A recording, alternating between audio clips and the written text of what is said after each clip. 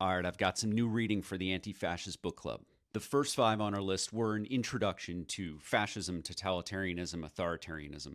And these books were meant to give you a broad overview of what these things look like and how you can start taking actions to fight against it. And hopefully these books gave you hope so that you could recognize, yes, things can get terribly bad, but democracies have survived these threats before, and we have faced authoritarianism before.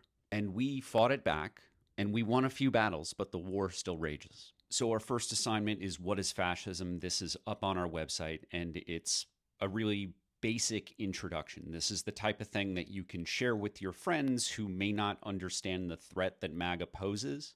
And it'll give them clear examples of what fascism looked like in the past, and they should be able to make the connection to things that they're starting to recognize today. If you're on this app, I know that people have been trying to sell you this book. The reason I tell people to start with On Tyranny by Timothy Snyder is because it's tiny and it gives you a great dopamine hit. You're going to finish this in maybe 1 or 2 sittings. And when you finish a book that quickly, it's going to make you hungry for more. So this is about building good habits. And of course, it's an important book. Next on the list is Strongmen by Ruth Ben-Ghiat, From Mussolini to the Present. And what this book does for people is it draws a line between Mussolini, the guy from Germany, up to more modern autocratic threats like Putin, Trump, Erdogan, etc. Surviving Autocracy by Masha Gessen is a book about the first Trump term and how we did survive autocracy. And the reason I want you to read this is because it will give you some hope and help you recognize that we've done this before. Yes, this time's going to be worse, but we're going to make it. And then the essential reading, How to Be an Antiracist by Ibram X. Kendi. Racism plays a key role in fascism. And this is a book written so that people today can start taking anti-racism and making it part of their everyday lives. The newest books we're putting on our list are a bit on the heavier side. The order that you read these in are less important. And these are, I think, a little more intense than the other ones. So be kind to yourself. You may want to mix it up and stop reading about fascism, throw some other books that you might like between these that don't have to do with heavy subjects. First up is The Origins of Totalitarianism by Hannah Arendt. If you've read the first 5 assignments, you will notice this name. Hannah Arendt wrote the book on totalitarianism that virtually every historian who studies these issues is referring back to.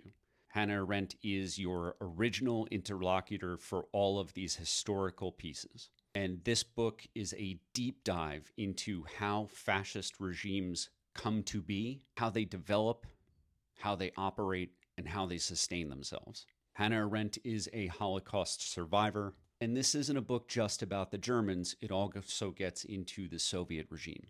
They thought they were free, the Germans, 1933 to 1945. I'm covering some iconography that the apps don't like. This is an exploration of how ordinary people become complicit in fascist regimes. And it should serve as a cautionary tale and kind of shine a light on things that are happening today that are quite dangerous. I can't find this book, so I'm showing you a photo. How Democracies Die by Stephen Levinsky and Daniel Ziblatt.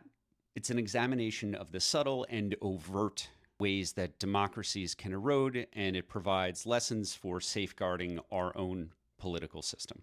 This is The Complete Mouse by Art Spiegelman. It is a masterful graphic novel, and I would recommend it for parents who have children who are at a stage where it's appropriate for them to learn about these kinds of things. This is based on real stories. It's told from the perspective of a Holocaust survivor and his son, and it dramatizes the battle between the oppressors and the victims in Germany during World War II through a battle between mice and cats. And this is Prequel by Rachel Maddow. Prequel by Rachel Maddow is something that's near and dear to my heart.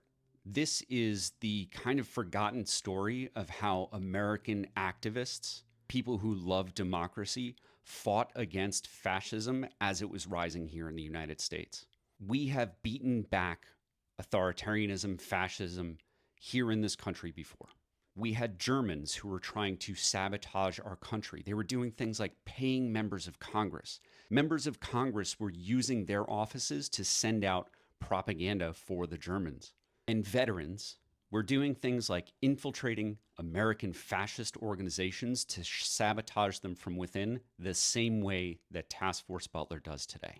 This is a history that we should have been taught in high school. When I created Task Force Butler, I thought I was doing something new.